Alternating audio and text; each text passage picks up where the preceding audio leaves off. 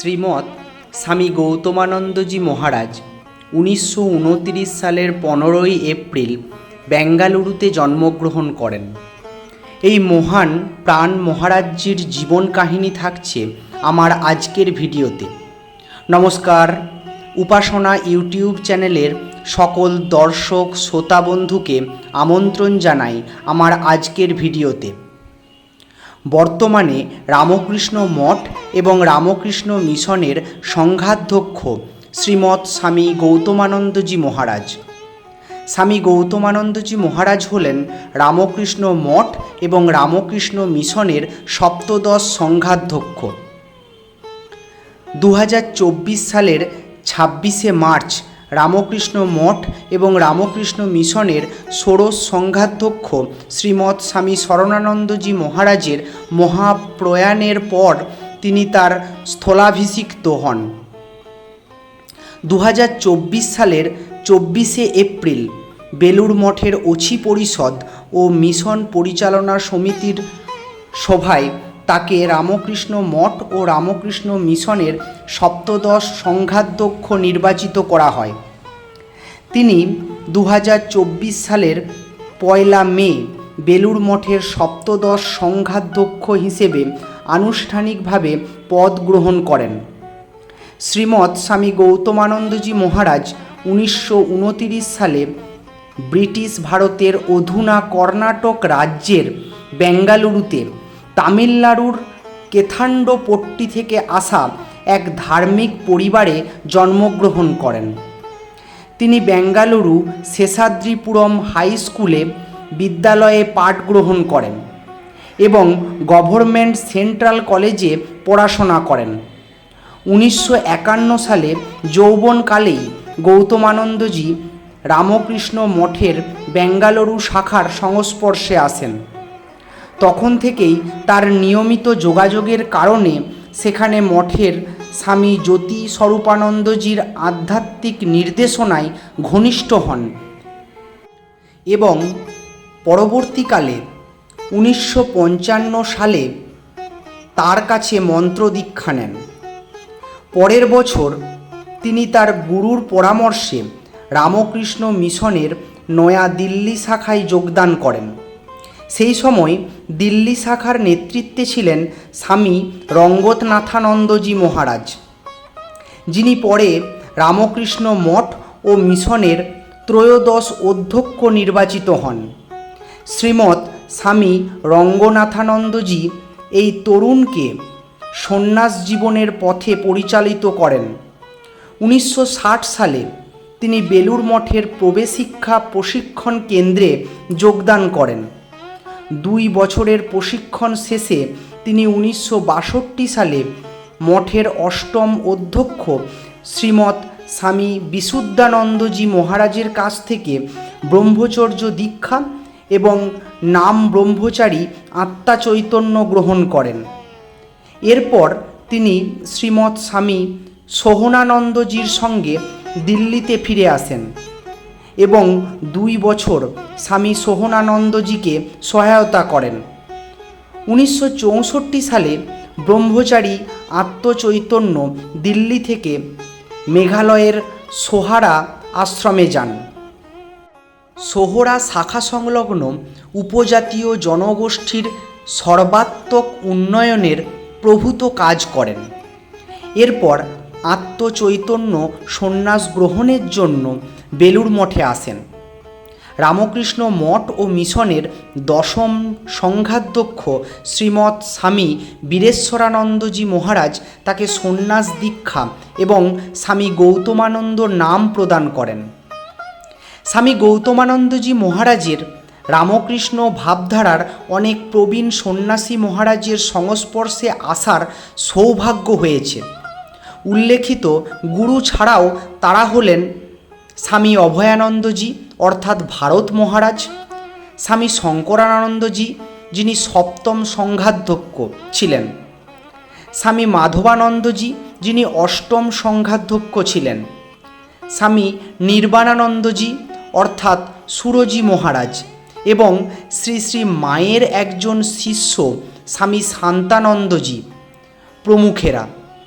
সন্ন্যাস গ্রহণের পর স্বামী গৌতমানন্দজি কেদারনাথ, বদ্রীনাথ, অমরনাথ, গঙ্গোত্রী, গোমুখ এবং যমুনা নেত্রী তীর্থ ভ্রমণের পর পুনরায় সোহরায় ফিরে আসেন এবং সব মিলিয়ে তিনি 4 বছর সোহরাতে ছিলেন। 1968 সালে তাকে মুম্বাই শাখায় যেতে হয়। সন্ন্যাস জীবনের নতুন অধ্যায় তিনি 8 বছর দায়িত্ব পালন করেন। পরবর্তীকালে 1976 সালে তিনি অরুণাচল প্রদেশের প্রত্যন্ত উপজাতীয় গ্রাম আলো, যার পূর্ব নাম ছিল আলং, সেখানে মিশনের প্রধান নিযুক্ত হন। সেখানে তিনি দীর্ঘ 13 বছর উপজাতীয় শিশুদের শিক্ষাদানের মহান দায়িত্ব পালন করেন।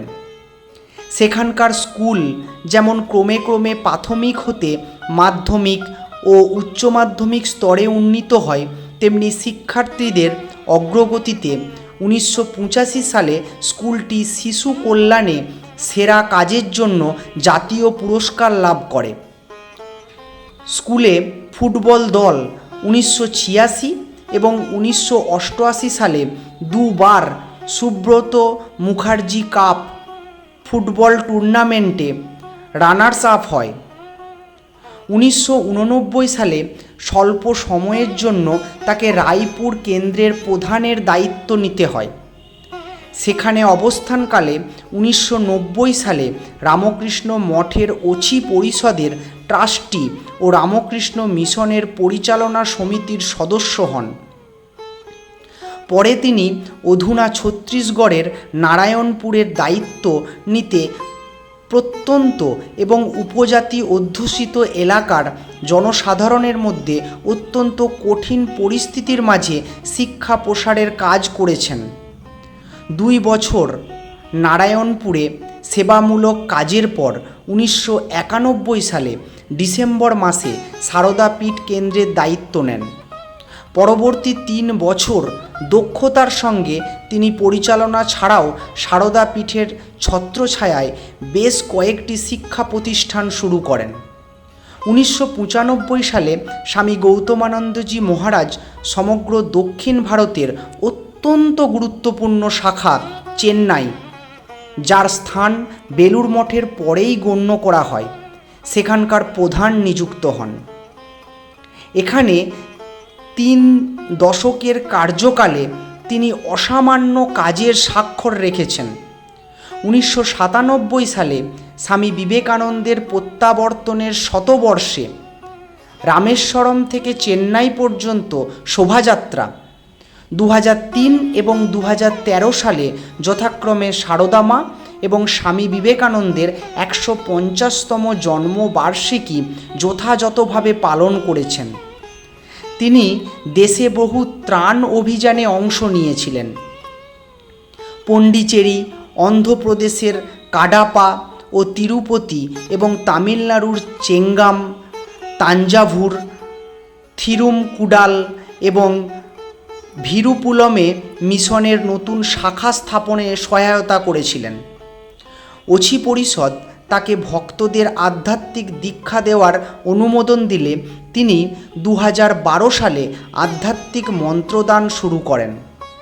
2017 সালে তিনি সংস্থার একজন সহ সভাপতি নির্বাচিত হন। দেশ ও বিদেশে বহু জায়গায় তার বক্তৃতা ভারতের আধ্যাত্মিকতা ও বেদান্ত দর্শন বিষয়ে আগ্রহ সৃষ্টি করেছে। এছাড়াও তিনি central board of secondary education এবং নতুন দিল্লিতে national council for educational research and training এর মতো 2টো গুরুত্বপূর্ণ কেন্দ্রীয় সংস্থার সাধারণ ও এক্সিকিউটিভ সদস্য হিসেবে দায়িত্ব পালন করেছিলেন। ভারতের সাংস্কৃতিক ঐতিহ্যের আকর মনে করা হয় তাকে। একজন দীক্ষা গুরু হিসেবে তিনি ভারত এবং বিশ্বের বিভিন্ন স্থানে ভ্রমণ করেছেন। মঠ ও মিশনের শাখা এবং সেই সব স্থানে অবস্থিত অনুমোদিত কেন্দ্রগুলোতেও পরিদর্শন করেছেন। এই পরিদর্শনের মাধ্যমে তিনি বিপুল সংখ্যক মানুষের মধ্যে ঠাকুর শ্রী রামকৃষ্ণদেব ও শ্রী শ্রী মা সারদা দেবী, স্বামী বিবেকানন্দ এবং বেদান্তের বার্তা ছড়িয়ে দেওয়ার চেষ্টা করেছেন এবং অনেক আধ্যাত্মিক সাধককে মন্ত্র দীক্ষা দিয়েছেন। মঠ ও মিশনের বিভিন্ন সমসাময়িকীতে তিনি বেশ কয়েকটি প্রবন্ধ লিখেছেন। এই বয়সেও তার শারীরিক সুস্থতা, মানসিক সজাগতা এবং হাসি খুশি স্বভাব তরুণ প্রজন্মের কাছে অনুপ্রেরণা। আজকে আমার ভিডিওতে আপনাদের সাথে শেয়ার করলাম রামকৃষ্ণ মঠ ও রামকৃষ্ণ মিশনের সপ্তদশ সংঘাধ্যক্ষ শ্রীমৎ স্বামী গৌতমানন্দজি মহারাজের কথা। আপনাদের ভিডিওটি কেমন লাগলো অবশ্যই কমেন্ট সেকশনে কমেন্ট করে জানাবেন। চ্যানেলে নতুন বন্ধুদের কাছে একান্ত অনুরোধ, চ্যানেলটি সাবস্ক্রাইব করে আমাদের পাশে থাকবেন আর পাশে থাকা বেল আইকনটি অবশ্যই ক্লিক করে দেবেন, যাতে আমার পরবর্তী ভিডিওতে আপনাদের সঙ্গে আমার আবার দেখা করা হয়। আজ এই পর্যন্তই। সবাই ভালো থাকবেন, সুস্থ থাকবেন। আবার খুব শিগগিরই দেখা হচ্ছে কোনো একটি নতুন ভিডিওতে। জয় ঠাকুর, জয় মা, জয় স্বামীজি, জয় গুরু মহারাজের জয়।